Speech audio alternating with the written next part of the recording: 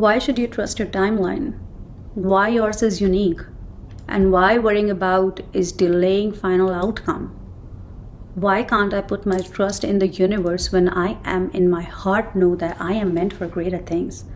Why do I bat myself for delaying the things? Why do I feel bad for everyone else on the right path but me? And why is it not a good thing?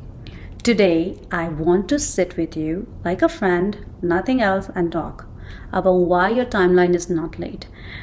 It's intelligent. Hello everyone, welcome back to my channel where we talk about things that you guys have been shushing away, and I'm here to remind you that it's not okay to shush away.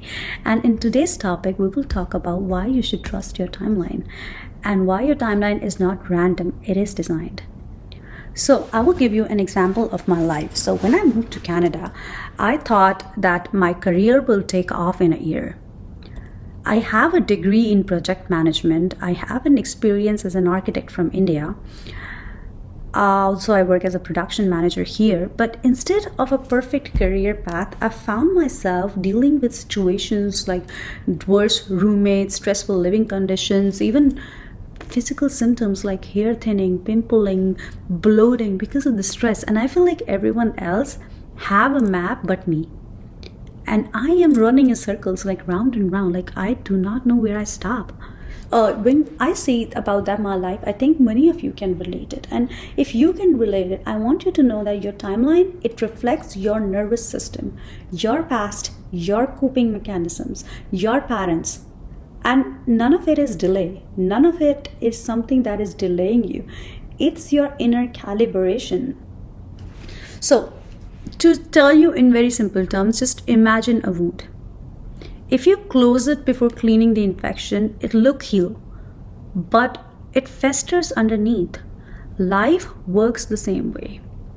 If you skip the slower phases of your life, like therapy, boundary setting, emotional healing, the success you're trying to rush into cannot hold. The spiritual view for that is that your soul does not measure in hours or how many years have you spent in a certain job. Your soul does not measure in time. It does not measure in LinkedIn updates. It measures in readiness, whether you are ready or not.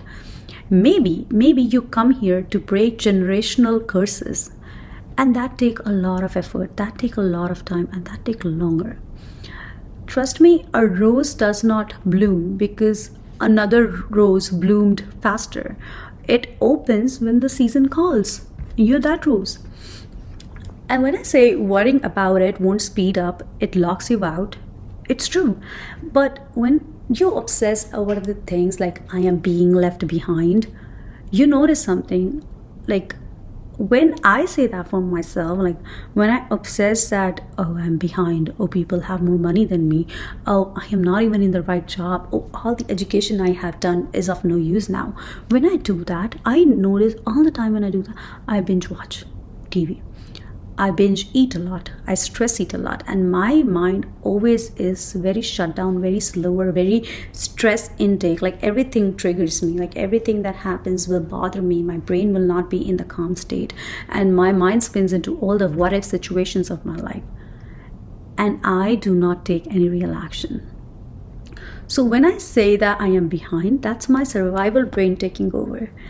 This worrying that, oh, I'm behind, the sadness sends the brain that, oh, we need to protect you. Something has happened. Your brain does not know what's happened. It's just see the stress has come, and our body prepare for all the flight and fight responses that you have. So it does not call for creation. It does not call for creativity. It does not call for intuition, but it calls for fight and flight and response. So it's like trying to write a book while the alarm is blaring in the back. So you have to see it like that. Like you're trying to read something, you're trying to write something, and some loud alarm is ringing. So worry says to the universe that I don't trust you. Energy responds to your state, not to your wish list. If you have a wish list that you want some kind of a goal, it cannot happen because your energy is worrying. And when you do that, the universe automatically hold that you not trust me. You're saying I don't trust you, and it won't respond. So picture yourself holding a flower and peeling open all the petals, hoping that it will bloom faster. It won't. It will only open when it's ready to bloom. And what you will end up doing is bruising it all over again. So if you think that, oh, I am meant for more, I can't trust it, why can't I trust it? This one literally is me. Like, I always think, oh, I'm meant for more, why can't I trust, why can't I do things? Because this one have hurt me. Inside, I know that I am meant to create. There are so many ideas that just comes in my head. And I know that the education I have done or the path that I have taken in my life has always been difficult.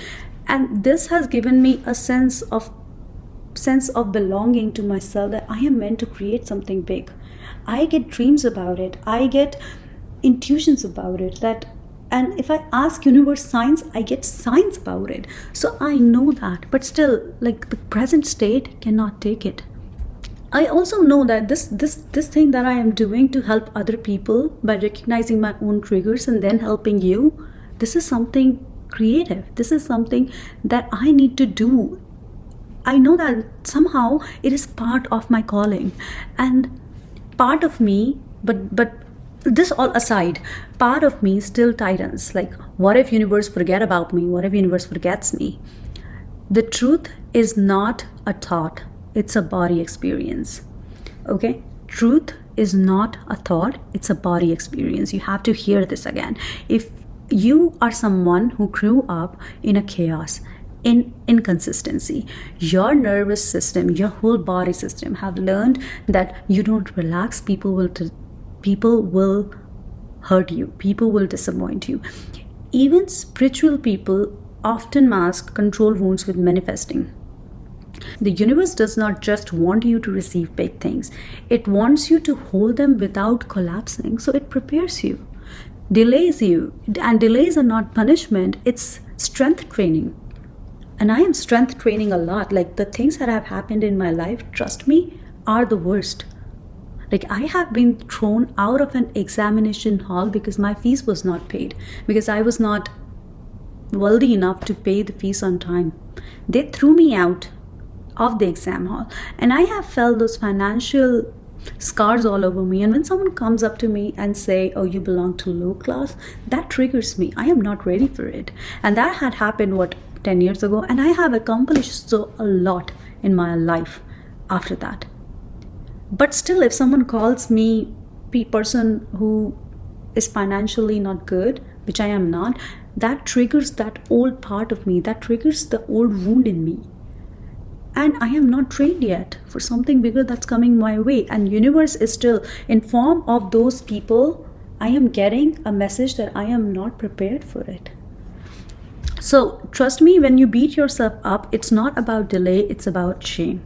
So when I see people around my age buying condos, by posting promotions, or I sometimes think, if I were talented, I'd be there, right? If I had done, if I had become a doctor or a lawyer, I would have been something, right? But the real problem is not the delay, or it's not the choice. It's the belief that I am not enough in my current state. I always think that. I always blame myself for it. And that shame comes from so many different kind of conditioning.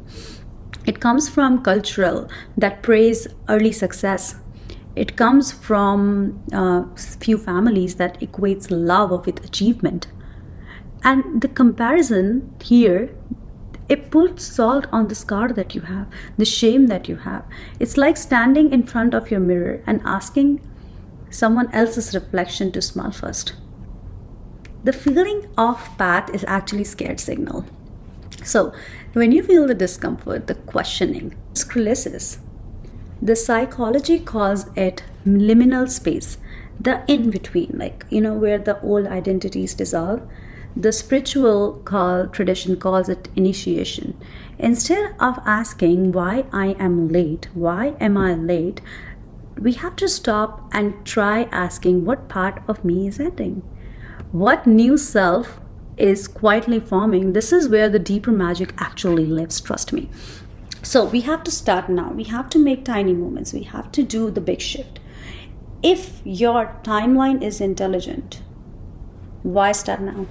Because starting gives the universe something to amplify.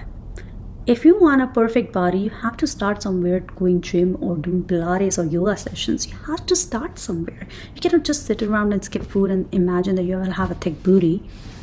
So 6 months of any tiny actions like journaling your food, patterning, filming one healing video a week, applying for one new job daily can change everything.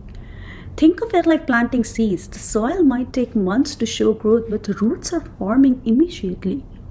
6 months from now, you will be grateful you started. You wish you had. So instead of crying about it, start. So trust me when I say your timeline is not a mistake. It's a masterpiece in action, in slow motion. And you're not behind.